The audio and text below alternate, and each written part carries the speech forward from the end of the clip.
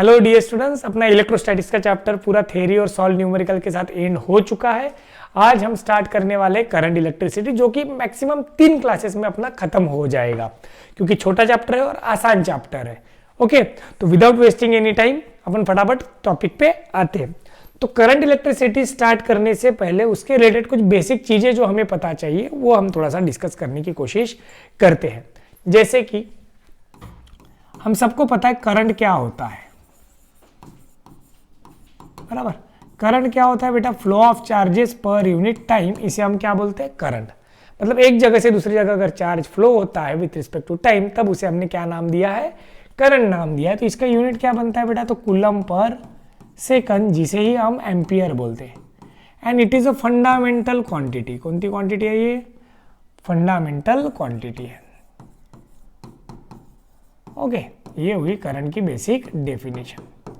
अब करंट 2-3 तरीके से हम कैलकुलेट कर सकते हैं बेटा। तो अगर मुझे इंस्टेंटेनियस करंट चाहिए, क्या चाहिए? इंस्टेंटेनियस करंट अगर मुझे चाहिए, तो इंस्टेंटेनियस करंट को हम डिफाइन कर सकते हैं बेटा dq/dt। मतलब अगर q is a function of time है, चार्ज समय के साथ क्या हो रहा है? चेंज हो रहा है। In that case we can use I is equal to dq/dt। Clear? तो ये करंट की क्या होगी बेटा? 2 अलग अलग वे से फाइंड करने के तरीके हो गए। ओके, अब करंट को अगर हम कंसीडर करें करंट पर यूनिट एरिया, तो एक टर्म आती है बेटा जिसे बोला जाता है करंट डेंसिटी। ये बेसिक है, छोटी छोटी चीजें थोड़ा सा पता चाहिए इसलिए बता रहा। करंट डेंसिटी ये होता है बेसिकली I/A, और इसका यूनिट क्या बनेगा बेटा? एम्पियर पर मीटर स्क्वायर बनेगा। क्या बनेगा? Ampere per metre square. ठीक है। अब नेक्स्ट, करंट कब फ्लो होता है? करंट फ्लो होता है बेटा जब अपने पास कंडक्टर में क्या अवेलेबल हो? फ्री चार्ज अवेलेबल हो, है ना। हमने ऑलरेडी इलेक्ट्रोस्टैटिक्स में भी पढ़ चुके हैं कि फ्री चार्ज क्या होता है और बाउंड चार्ज क्या होता है। अब ये इलेक्ट्रॉन फ्लो कब होंगे बेटा? जब इसके अक्रॉस हम क्या लगाएंगे? पोटेंशियल डिफरेंस लगाएंगे। क्या लगाएंगे? पोटेंशियल डिफरेंस, जो कि हमने ऑलरेडी इलेक्ट्रोस्टैटिक्स में डिस्कस किया, that is work done per unit charge. तो यहाँ पे हमने पोटेंशियल लगाया V, जिसके कारण ये इलेक्ट्रॉन एक जगह से दूसरी जगह क्या हो गया बेटा? फ्लो हो गए। तो ये V जो है, ये जितना ज्यादा रहेगा उतना ज्यादा क्या चांस है करंट के फ्लो होने का। तो इसी चीज को हमें किसने बताया है? ओम्स ने, जो कि आप सब जानते हो। तो ओम्स लॉ ने हमें क्या बताया है? V इज प्रोपोर्शनल टू क्या होता है बेटा? I। मीन्स जनरली ये लिखते हैं ऐसा है I proportional to V, but mathematical relation में हम लिखते हैं V proportional to I is equal to क्या हो जाता है? I into R। तो यहाँ पे जो R आया, this R represents our resistance. क्या रिप्रेजेंट करता है? रेजिस्टेंस। तो रेजिस्टेंस क्या होता है? It is the property which opposes the flow of charges. Property of a material which opposes the flow of charges. इसे हम बोलते हैं क्या बेटा? तो रेजिस्टेंस बोलते हैं। अब now this resistance is directly proportional to होता है length of conductor and inversely proportional to area. मतलब लेंथ जितनी ज्यादा होगी उतना रेजिस्टेंस क्या होगा? ज्यादा, और एरिया जितना ज्यादा होगा उतना रेजिस्टेंस क्या होगा बेटा? कम। जैसे कि आप जानते हो, जहां पे करंट ज्यादा चाहिए वहां पे वायर की डायमीटर हम बड़ी ले लेते हैं। मतलब जहां करंट ज्यादा चाहिए वहां पे हमें डायमीटर बड़ी ले रही, मतलब क्या हो गया? रेजिस्टेंस कम हो गया। वही अगर हम वायर की लेंथ ज्यादा लेते हैं तो अपना करंट को पहुंचने में टाइम ज्यादा लगेगा, मतलब उसका रेजिस्टेंस बढ़ जाता है। तो इसी रिलेशन को अगर हम कांस्टेंट को हटा दें तो ये हो जाता है R is equal to rho L/A, where rho होता है बेटा स्पेसिफिक रेजिस्टेंस। क्या होता है? स्पेसिफिक रेजिस्टेंस, जिसे ही हम बोलते हैं रेजिस्टिविटी। क्या बोलते हैं? Resistivity of material. तो एक्चुअल में ये वो प्रॉपर्टी है जो कांस्टेंट होती है। मटेरियल का क्या कांस्टेंट होता है बेटा? Specific resistance. रेजिस्टेंस किस पे डिपेंड करेगा? जितना उस मटेरियल की आप लेंथ लोगे और एरिया लोगे, उस हिसाब से आपका आर क्या होते जाएगा? चेंज। बट रो क्या रहता है? कांस्टेंट रहता है मटेरियल का। क्लियर है? तो ये एक कंडीशन होगी। फिर ये जो रेजिस्टेंसेस है, ये 2 तरीके से हम कनेक्ट कर सकते हैं। एक तो होता है बेटा सीरीज कॉम्बिनेशन, ये सब आपको पता है, फटाफट अपन रिकॉल कर लेते हैं। एक होता है सीरीज कॉम्बिनेशन, दूसरा होता है पैरेलल कॉम्बिनेशन। एक क्या होता है? Parallel combination. अब सीरीज कॉम्बिनेशन मतलब क्या? एक रेजिस्टेंस के पीछे हमने दूसरा रेजिस्टेंस ऐसे कंटिन्यूशन में रेजिस्टेंस लगा दिए और इसके अक्रॉस क्या लगा दिया बेटा? पोटेंशियल। अब होता क्या है? सपोज R1, R2, R3, और ये भी। तो ये पोटेंशियल क्या होता है, तीनों रेजिस्टेंस के अक्रॉस क्या होगा, डिस्ट्रीब्यूट हो जाएगा। लेकिन सीरीज में क्या सेम रहेगा बेटा, अपना करंट सेम रहेगा। कौन सेम रहेगा, करंट। करंट सबके लिए क्या रहेगा, सेम। तो यहाँ पे सीरीज में टोटल रेजिस्टेंस क्या होता है, सभी रेजिस्टेंसेस की एडिशन। कैसे आता है वो अभी बताते नहीं बेटा, ये आपको पता होना चाहिए। समेशन ऑफ आर हो जाता है इक्विवेलेंट रेजिस्टेंस। कब, अगर हमने रेजिस्टेंस कैसे लगा बेटा, सीरीज में लगा। कैसे लगा है, सीरीज में। वही पैरेलल कॉम्बिनेशन में क्या होता है, एक के नीचे एक रेजिस्टेंस लगा दिए और इसके अक्रॉस क्या लगा दिया बेटा अपन ने, पोटेंशियल लगा दिया बाय यूजिंग बैटरी। तो ये सपोज R1, R2, R3। तो पैरेलल में क्या होता है, सबका पोटेंशियल क्या हो जाता है बेटा, सेम, और डिवाइड कौन हो जाता है, करंट। हर एक रेजिस्टेंस में अलग अलग करंट जाएगा। तो इस केस में अपना इक्विवेलेंट रेजिस्टेंस क्या होता है, रेसिप्रोकल्स की addition. 1/R2 plus dash dash dash 1/Rn। तो समेशन ऑफ क्या हो गया बेटा, रेसिप्रोकल्स की एडिशन। किसकी एडिशन हो गई, रेसिप्रोकल्स की एडिशन। ये कौन से कॉम्बिनेशन के लिए, पैरेलल के लिए। कौन से कॉम्बिनेशन के लिए हुआ बेटा, पैरेलल के। अब ये जो कुछ हम सिंबल यूज कर रहे हैं बेटा, ये बैटरी का सिंबल है, मतलब सेल का सिंबल है। किसका सिंबल है, सेल का। तो कोई भी अगर हम सेल यूज करते हैं बेटा, तो उसका क्या होता है, ईएमएफ होता है। तो सेल का ईएमएफ होता है I × R + R। तो ये R क्या है, इस सेल का इंटरनल रेजिस्टेंस है। क्या है, अगर सेल का खुद का कुछ इंटरनल रेजिस्टेंस नहीं रहा तो E = V = IR हो जाएगा। कब, इफ R = 0। मतलब सेल का अगर खुद का कोई इंटरनल रेजिस्टेंस नहीं रहा तो। अब सेल का इंटरनल रेजिस्टेंस मतलब क्या, कोई भी आपने सेल यूज किया बेटा, उसके अंदर क्या होता है, इलेक्ट्रोलाइट होते हैं। तो वो इलेक्ट्रोलाइट के फोर्सेस को वो ओवरकम करते हुए चार्ज बाहर आता है। जो कुछ अपोजिंग फोर्स है उसको ओवरकम करने में उसको क्या लगता है, वर्क लगता है। और वो वर्क डन किस फॉर्म में आ जाता है, अपना ईएमएफ के फॉर्म में, जिसे हम बोलते हैं इलेक्ट्रोमोटिव फोर्स।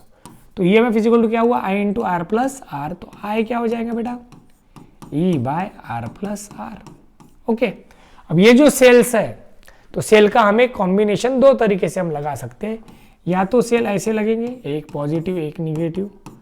पॉजिटिव, इसको बोलते हैं सेल की कंडीशन कौन थी बेटा, असिस्ट ईच अदर वाली।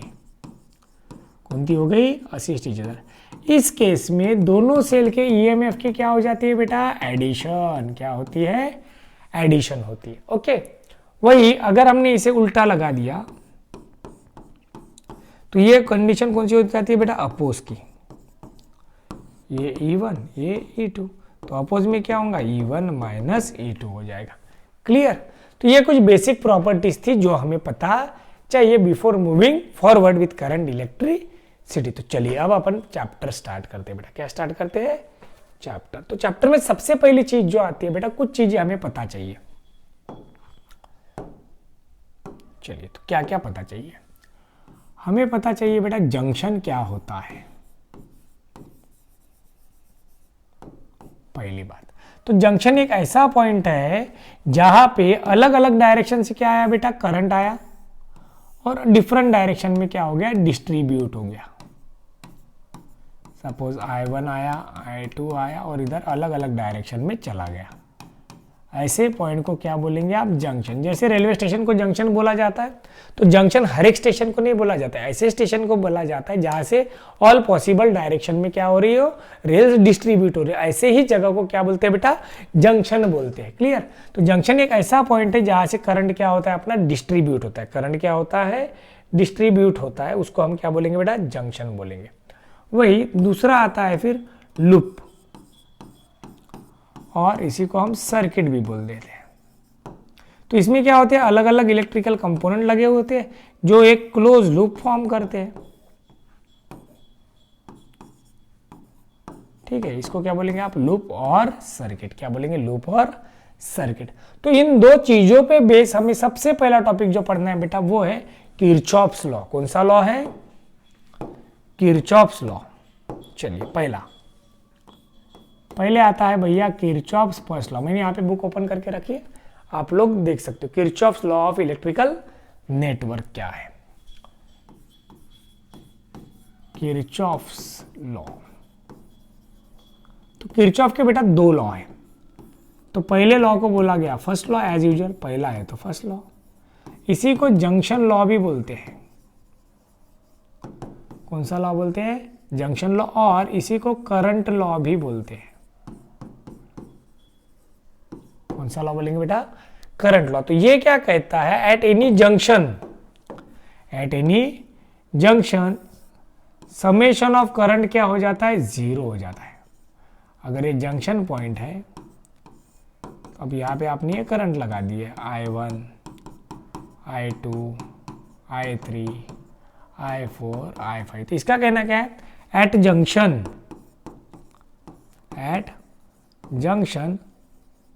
समेशन ऑफ I क्या हो जाता है? बोलते हैं जीरो हो जाता है। जीरो हो जाता है। अब जीरो कब होगा बेटा? जब कोई प्लस होंगे कोई माइनस होंगे। तो हम जनरली टुवर्ड्स द जंक्शन वाले क्या ले लेते हैं? प्लस। और अवे फ्रॉम जंक्शन वाले क्या ले लेते हैं? माइनस। अब इसको हम ऐसे भी लिख सकते हैं, टुवर्ड्स वाले एक साइड पे और जो बाहर जा रहे हैं वो सबको हम कहा लिख सकते हैं? एक साइड पे। तो इस लॉ को बोलेंगे हम जंक्शन लॉ। क्या बोलेंगे? Junction law. तो एट जंक्शन क्या होता है? सभी के सभी करंट जो भी आ रहे हैं उनकी एडिशन क्या हो जाती है? जीरो। अब उनकी एडिशन जीरो क्यों हो जाती है? बिकॉज कि उनके टुवर्ड्स वाले प्लस ले लिया, अवे वाले माइनस ले लिया। चलो, सबको समझ में आ गया? ठीक है। अब दूसरा लॉ जो आता है बेटा वो होता है किरचॉफ्स का सेकंड लॉ। अब सेकंड लॉ किसे अप्लीकेबल है? तो सेकंड लॉ अप्लीकेबल है बेटा लूप के लिए। सेकंड लॉ काय के लिए अवेलेबल है? लूप के लिए। और इसे सर्किट लॉ भी बोलते हैं और इसे वोल्टेज लॉ भी बोलते हैं। अब इसका कहना ऐसा है, फॉर अ क्लोज लूप और a circuit, for a closed loop और अ सर्किट, अगर कोई आपके पास एक क्लोज लूप है, ये भी ए आर हुआ माइनस प्लस, इधर कौन जा रहा है? आई जा रहा है। तो इसको अगर हम नाम दे दें A B C D A, loop हो गया। तो इसका कहना क्या है? फॉर अ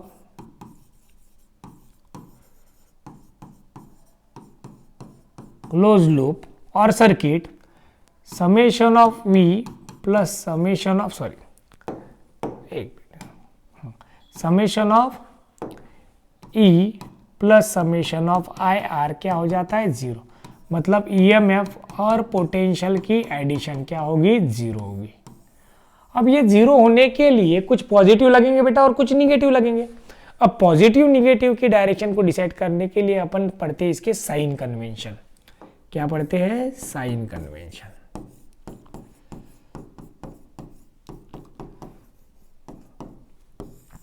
ठीक है। और चलो साइन कन्वेंशन क्या पढ़ेंगे बेटा? साइन। तो साइन कन्वेंशन क्या कहते हैं? क्या बोला है? For a close loop summation of EMF and potential difference क्या होगा?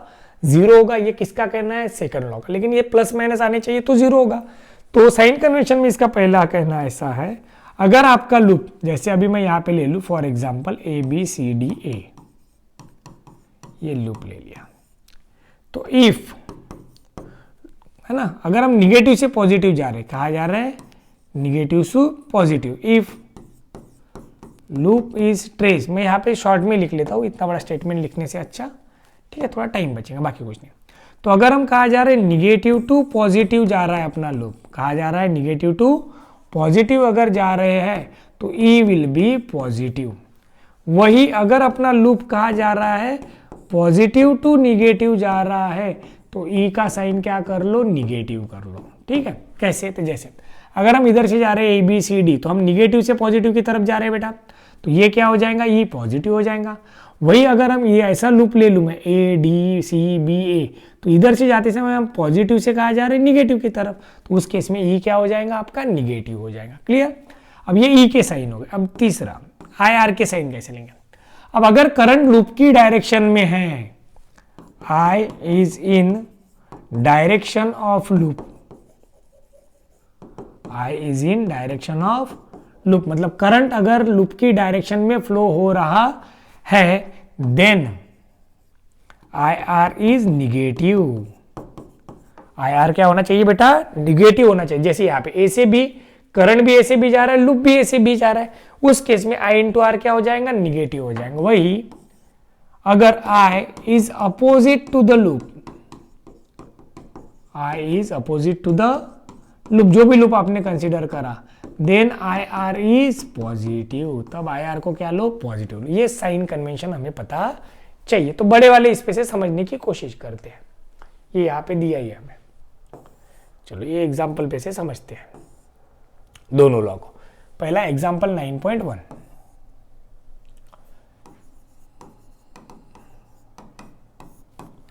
एग्जाम्पल 9.1 देखिए क्या दिया हमें, एक डायग्राम दिए, ये अलग अलग पॉइंट दिए, यहाँ पे अभी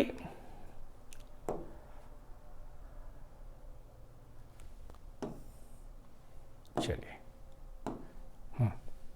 तो यहाँ पे पॉइंट O हो गया, चलो ये एक जंक्शन है, इसको B बोल दो, इसको C बोल दिया, इसको सपोज हम D बोल देंगे। क्लियर, ठीक है। चलिए अब देखो क्या बोला, figure shows the current in a part of electrical circuit, find the current X। हमें ये X करंट पूछा है, X को नाम क्या दिया, I6। अगर हम अब इसको यहाँ पे देखें, ठीक है,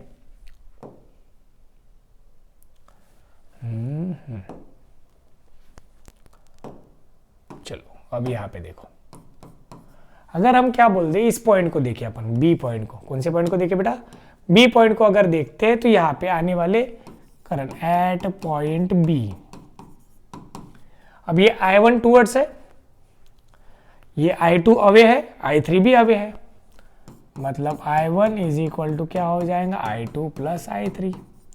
अब यहाँ से I1 कितना दिया है 17, I2 कितना दिया है 3, 17 is equal to 3 plus I3, तो I3 क्या हो जाएगा बेटा, 17 माइनस 3 मतलब 14 एम्पियर।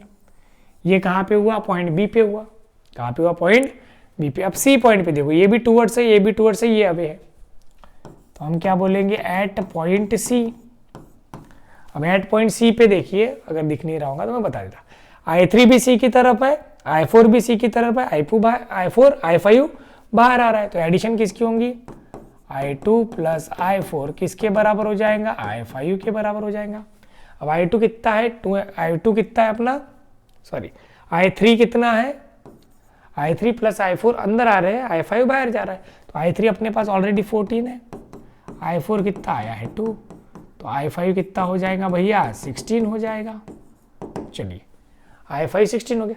अभी I5 इधर आ रहा है, इसको हम D बोल देंगे, क्या बोल दिया हमने, एट पॉइंट डी। तो अब टूवर्ड्स कौन है, यहाँ पे डी की तरफ कौन जा रहा है, I5, I7 और I6 कहाँ जा रहे हैं, बाहर, तो I5 इज इक्वल टू क्या हो गया, I6 प्लस I7, तो I6 क्या हो जाएगा, I5 माइनस I7। अब I5 कितना आया है अपना 16 और I7 कितना है 9, तो कितना आ जाएगा 7 एम्पियर। ठीक है क्या, चलो ये आंसर आ गया अपना 7 एम्पियर। क्लियर हुआ, चलो ये हुआ कौन से लॉ के हिसाब से, जंक्शन लॉ के हिसाब से। अब नेक्स्ट एग्जांपल को समझने के लिए हम डायरेक्टली इसका क्वेश्चन लेते हैं, या फिर पहले सर्किट डायग्राम को समझते हैं। इसके लिए अगर अपने मन से कोई भी लूप ले, हम अपने मन से क्या ले ले बेटा, कोई भी लूप ले ले, तो मैं समझने के लिए ले लेता हूँ यहाँ का पेन। चलिए ये लो ही रखते हैं, ठीक है, चलो बड़ा कर दिया, थोड़ा सा दिखना चाहिए सबको इसलिए। चलो देखते हैं, अब इसमें कोई भी लूप अगर हम उठाए, सपोज मैंने लूप लिया यहां से ए बी एफ जी ए, समझने के लिए इसको अभी हम कौन सा लॉ ला रहे हैं, किरचॉफ्स लॉ, जो क्या बोलता है, summation of E plus summation of I R is equal to 0। अभी इस लूप के हिसाब से देखते हैं। अब देखो ए से बी जाते समय करंट इधर ही जा रहा है, मैंने क्या कहा था, अगर करंट लूप की डायरेक्शन में है तो आई इंटू आर को क्या लगा दो बेटा, निगेटिव लगा दो। अभी I1 इधर ही आ रहा है और लूप भी इधर ही जा रहा है, ए से बी, करेक्ट है, लूप भी कहा जा रहा है ए से बी, तो ये क्या हो जाएगा, minus I1 R1। Okay, now B से एफ की तरफ जाते समय भी ये I3 कहा है लूप की डायरेक्शन में, तो यहाँ पे क्या आएगा, माइनस I3 R5। ओके ठीक है, एफ से जी की तरफ करंट फिर से उसी डायरेक्शन में है, तो ये भी क्या होगा, माइनस I1 R3। अब हम EMF की बात करें तो जी से ये जाते समय हम छोटा मतलब निगेटिव और बड़ा मतलब पॉजिटिव, तो निगेटिव से पॉजिटिव जा रहा है। मतलब ये क्या हो जाएगा भैया, प्लस हो जाएगा, इज इक्वल टू 0। समझ में आया क्या? अब कोई भी अपने मन से ले लेते, B C D F B, B C D F B. Okay, अब यहाँ पे देखो बी से जब करंट अपोजिट है, अब I2 देखो, I2 कैसा है बेटा, अपोजिट जा रहा है, मतलब इसका साइन क्या हो जाएगा, प्लस। क्या हो जाएगा, अरे कहाँ गया,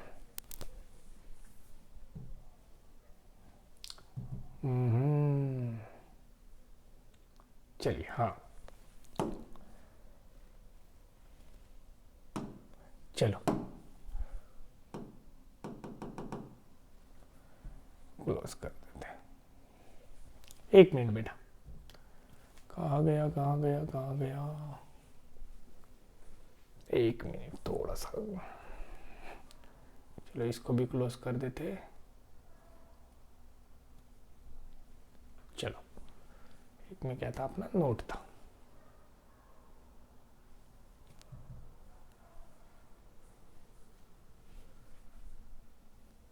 अरे दोनों तरफ यही कैसे क्या आ गया,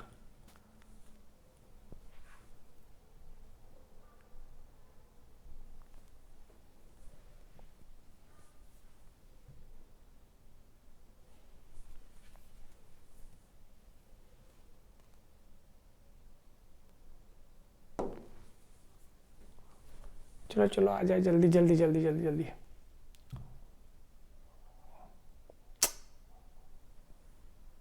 अरे ये इधर क्यों आ रहा है भाई,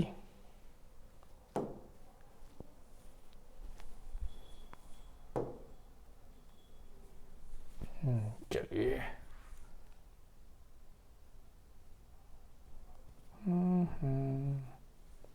थोड़ा 2 मिनट बेटा, आ जाएगा। चलिए फटाफट, चलिए अब बी सी डी एफ देख रहे हैं हम। क्या देख रहे थे बेटा, बी सी डी एफ को देख रहे थे। चलिए छोटी छोटी बातें होती रही।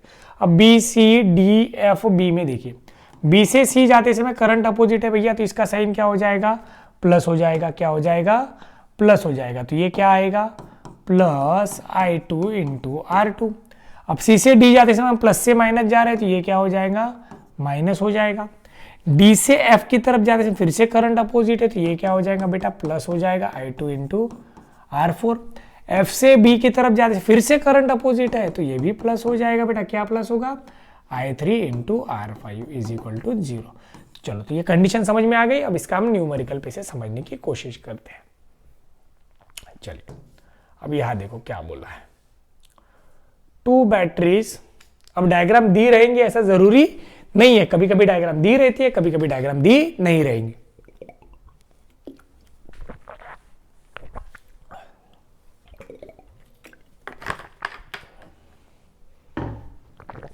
चलिए देखते बेटा,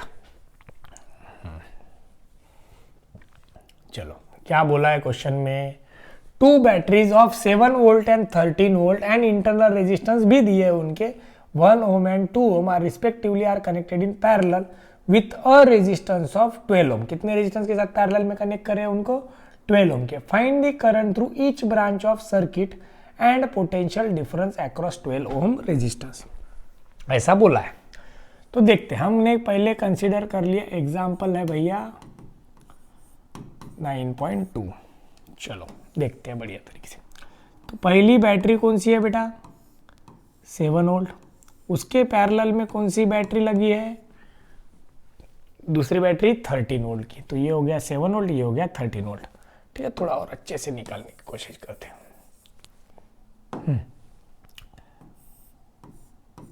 पहली बैटरी हो गई,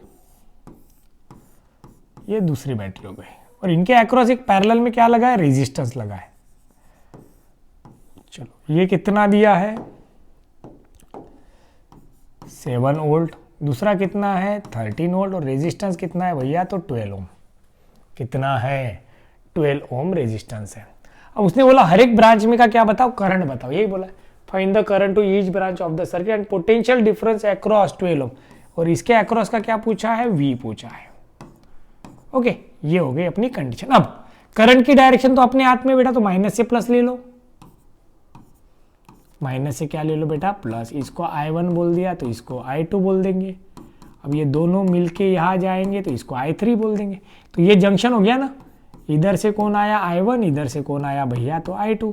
तो हम ऐसा बोल सकते हैं कि I3 इज इक्वल टू क्या हो गया, I1 plus I2। I3 is equal to I1 plus I2। अब कुछ भी कर सकते हैं आप, I1 को I2 के फॉर्म में लिखो, I2 को I1 के फॉर्म में लिखो, कोई भी एक, ठीक है। तो I3 की जगह पे कौन आएगा बेटा, I1 प्लस I2, ये हो गया। अब इसको नाम दे देते हैं, सपोज हमने नाम दे दिया,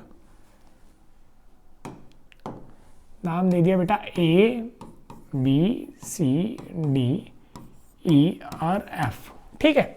अब कोई भी दो लूप कंसीडर कर लेते हैं अपन। एक तो I1 I2 के फॉर्म में इक्वेशन बनाओ, क्योंकि दोनों ब्रांचेस का निकलना, I1 I2 मिल गया तो I3 मिल जाएगा, क्लियर। और I1 I3 के फॉर्म में बनाओ, देखते हैं अपन इसको क्या बोल देंगे, R। अब हम बोलते हैं सपोज, अभी लूप लेते हैं, अप्लाइंग, कौन सा लॉ लगाना है बेटा हमें, किरचॉफ्स का second law, Kirchhoff's second law. चलो, तो कोई भी लूप अपने मन से, कोई ऐसा रूल नहीं है कि यही लूप लेना है, ABCFA, मैंने ABCFA ले लिया, ABCFA, बुक ने क्या लिया है मुझे उससे लेना देना नहीं। तो मुझे क्या दिख रहा है, A to B में करंट अपोजिट दिख रहा है भैया, लेकिन ये क्या है, प्लस से कहा जा रहा है माइनस, तो ये 7 क्या हो जाएगा भैया, तो माइनस हो जाएगा। 7 क्या हो जाएगा, माइनस हो जाएगा। यस और नो, 7 क्या हो गया, माइनस हो गया। चलिए नेक्स्ट, बी से सी गए, और इसका इंटरनल रेजिस्टेंस दिया हमें, 7 वोल्ट वाले का इंटरनल रेजिस्टेंस कितना दिया है बेटा, 1 ओम। आर इज इक्वल टू कितना दिया है, 1 ओम। अब ये करंट जो है अपोजिट जा रहा है, करंट कैसे जा रहा है, अपोजिट जा रहा है, किसके, तो लूप के, तो ये हो जाएगा प्लस I1 इंटू 1, मतलब plus I1। Okay, then C to D जाते समय इस 13 वोल्ट वाले का रेजिस्टेंस कितना दिया, इंटरनल 2 ओम दिया है। चलो, अब हम लूप पे कहां से कहा जा रहे हैं, C से F जा रहे हैं, तो लूप के डायरेक्शन में करंट है, तो ये क्या हो जाएगा भैया, -2 इंटू I2। और हम कहां से कहा जा रहे हैं, माइनस से प्लस की तरफ जा रहे हैं 13 में, तो ये हो जाएगा +13 इज इक्वल टू 0। किसी को नहीं समझ में आया हो तो देख लो। ए से बी जाते समय करंट अपोजिट था, और ईएमएफ कैसा जा रहे थे, प्लस से माइनस की तरफ, इसलिए माइनस हो गया। करंट अपोजिट है, करंट इंटू रेजिस्टेंस वाला साइन क्या हो गया, प्लस। अगर करंट अपोजिट रहा तो मैंने कहा था I इंटू आर प्लस हो जाएगा। अब आर क्यों नहीं लिखा, I1 इंटू 1 हो गया। माइनस यहाँ पे सी से एफ जाते समय करंट लूप के डायरेक्शन में, तो ये माइनस हो गया। करंट इंटू रेजिस्टेंस, रेजिस्टेंस कितना है बेटा, 2 इंटू I2। वही ईएमएफ माइनस से प्लस की तरफ जा रही है, इसलिए प्लस हो गया। अब इसी को थोड़ा अच्छे से करेंगे तो 13 माइनस 7 कितना हो जाएगा, 5। I1 minus 2I2 plus 5 is equal to 0। Okay, I1 minus 2I2 plus 5 is equal to 0, ये बन गया पहला इक्वेशन। ओके, चलिए अब देखते हैं नेक्स्ट, टू लूप। अब किसको लगाए, अपन डायरेक्टली ले लेते, ये ले लेते ABDEA। चलो ABDEA, ये स्टार्टिंग तो सेम रहेंगी, ए से बी के केस में -7, अपोजिट है तो प्लस ले लो, 1I1 मतलब I1।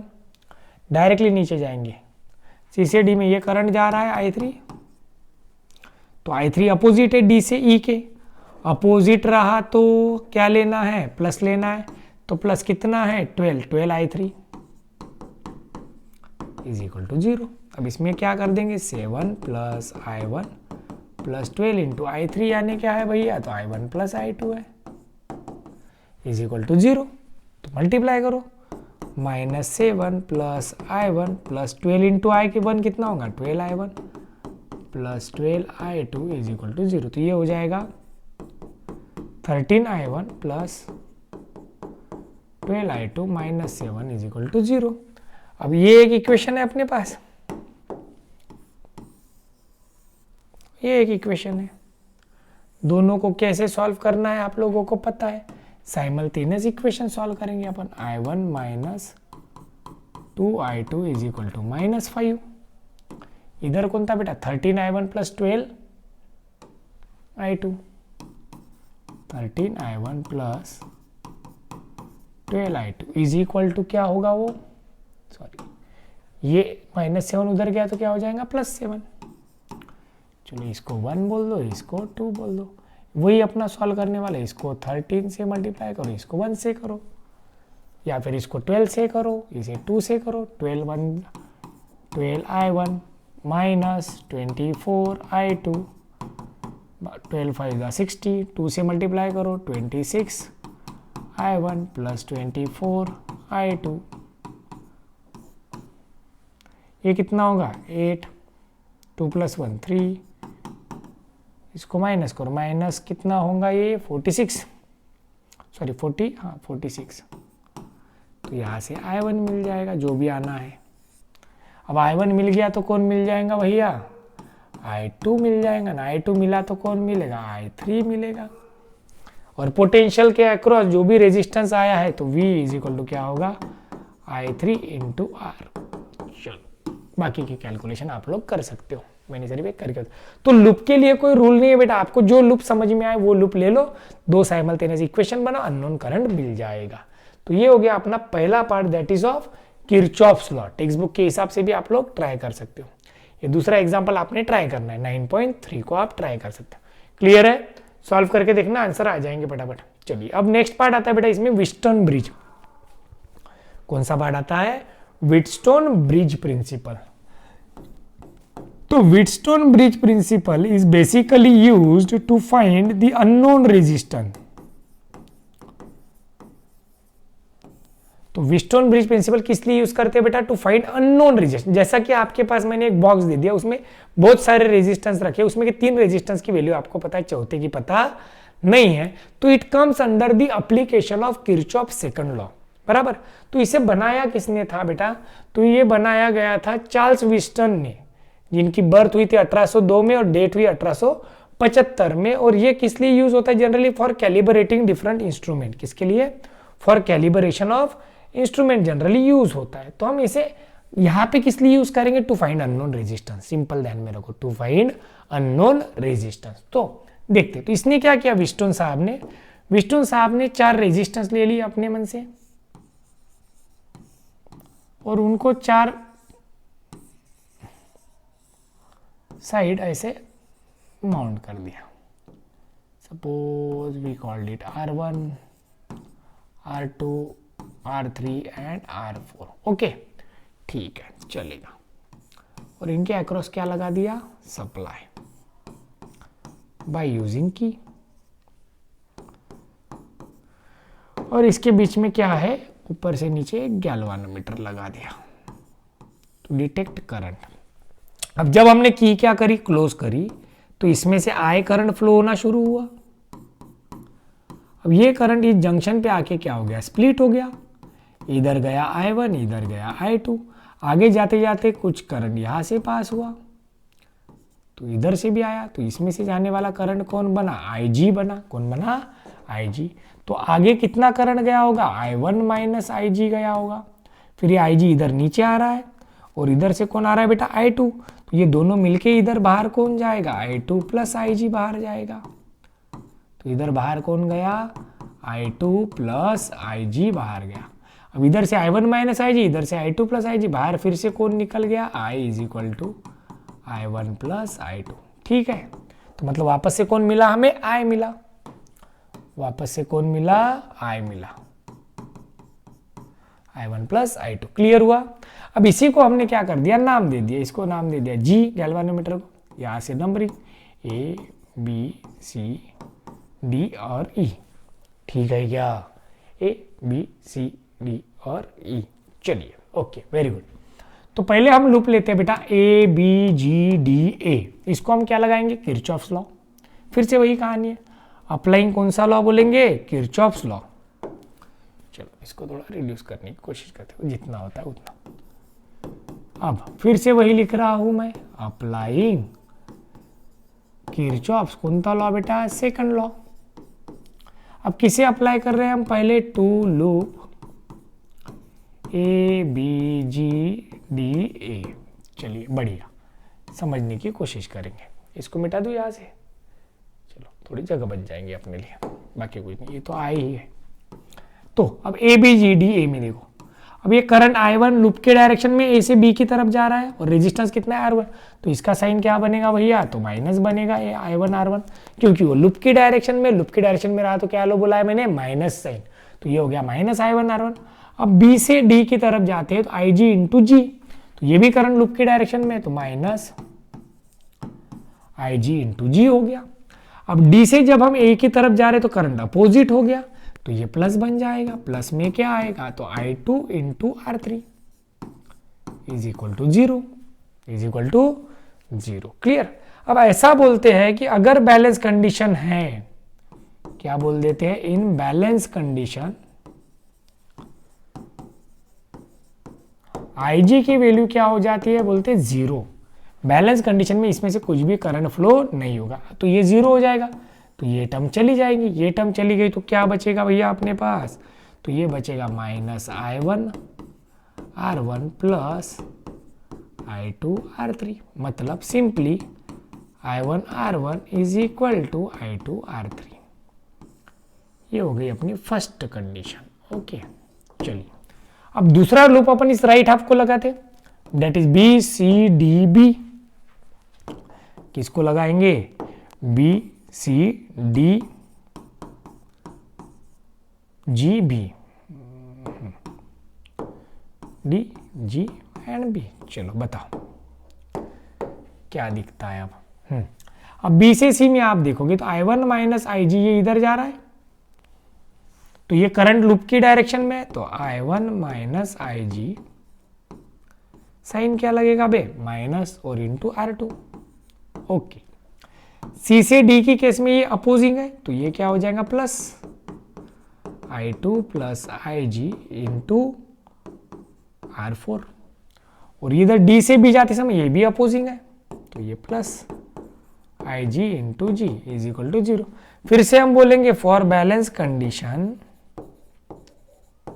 फॉर कौन सी कंडीशन भैया, बैलेंस कंडीशन, अपना IG क्या हो जाएगा, जीरो, तो ये क्या बचेगा, माइनस I1 R2 प्लस I2 R4 is equal to zero, मतलब I1 R2 is equal to I2 R4, तो ये दूसरी कंडीशन बन गई। अब इन दोनों का क्या ले लेंगे अपन, रेशो। पहला I1 R1 is equal to क्या है, I2 R3 है, दूसरा क्या है अपने पास, I1 R2 is equal to I2 R4, तो इक्वेशन 1 डिवाइडेड बाय इक्वेशन 2, तो क्या होगा अपने पास बेटा, चलो देखो क्या है अपने पास, पहला I1 R1 bye I1 R2 हो जाएगा,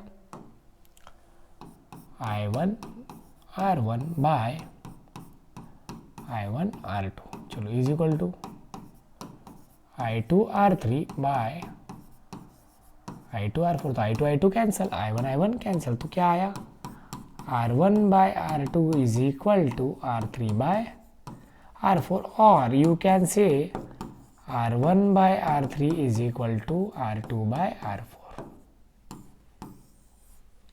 चलो ये हो गया, मतलब इनका रेशो इनके रेशो के बराबर, या फिर इनका रेशो इनके रेशो के बराबर होना चाहिए। ये कौन सा ब्रिज प्रिंसिपल हुआ, व्हिटस्टोन ब्रिज प्रिंसिपल। क्लियर, क्या हुआ ये, व्हिटस्टोन ब्रिज प्रिंसिपल। इस व्हिटस्टोन ब्रिज के ही एप्लीकेशन है भैया दो, एक पढ़ते हैं मीटर ब्रिज और दूसरा पढ़ते हैं केल्विन ब्रिज। तो देखो पहला देख लेते हैं अपन, व्हिटस्टोन के एप्लीकेशन में पहला आता है कौन, मीटर ब्रिज, तो इसको समझ लेते, केल्विन अपने आप समझ में आ जाएगा। ठीक है, मीटर ब्रिज में क्या करते हैं कि हम एक बैलेंसिंग कंडीशन जो व्हिटस्टोन ने बताया हमें, उसी प्रिंसिपल पे वर्क करते हुए हम अननोन रेजिस्टेंस फाइंड करने के लिए यूज करते हैं। तो एक्सपेरिमेंटल सेटअप में ये कुछ इस प्रकार बनता है। तो इसने क्या किया, 3 सी क्लैंप लिए,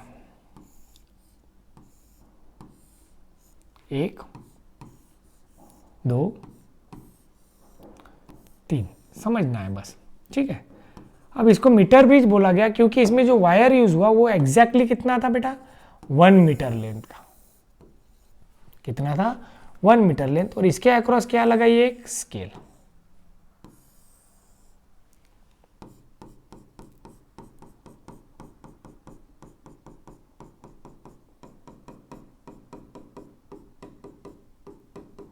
ओके चलो इसको 1 2 3, तो इसको बोल देंगे C1, इसको बोल दिया C2, इसको बोल दिया C3। ठीक है, 3 क्लैंप है जिनको हमने वुडन बोर्ड पे मार्क किया, और ये जो 2 L क्लैंप है इसके बीच में एक वायर लगा है जिसकी लेंथ कितनी है 1 मीटर, जिसको हम क्या बोल सकते हैं 100 सेंटीमीटर, इसीलिए इसका नाम क्या है मीटर ब्रिज। क्या नाम है मीटर ब्रिज। अब जो अननोन रेजिस्टेंस है और एक नोन रेजिस्टेंस है, तो किसी को एक गैप में लगाना है, तो यहाँ पे हमने लगा दिया नोन रेजिस्टेंस R और दूसरी गैप में हमने लगा दिया अननोन रेजिस्टेंस X। ओके, ये जो C2 क्लैंप है यहाँ से एक गैल्वानोमीटर है और इसको एक क्या दे दी जॉकी, क्या दे दी जॉकी। ठीक है, तो अब इसको अगर आप बराबर समझोगे तो ये कुछ इस प्रकार दिख रहा है।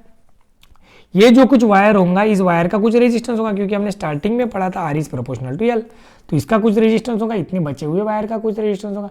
तो इधर 2 रेजिस्टेंस दिख रहे, इधर 2 रेजिस्टेंस दिख रहे, मतलब ये किसके बराबर हो गया, ये व्हीटस्टोन ब्रिज के बराबर। इधर 2 रेजिस्टेंस, इधर 2 रेजिस्टेंस, बीच में गैल्वानोमीटर, तो इसी प्रिंसिपल पे ये वर्क करता है।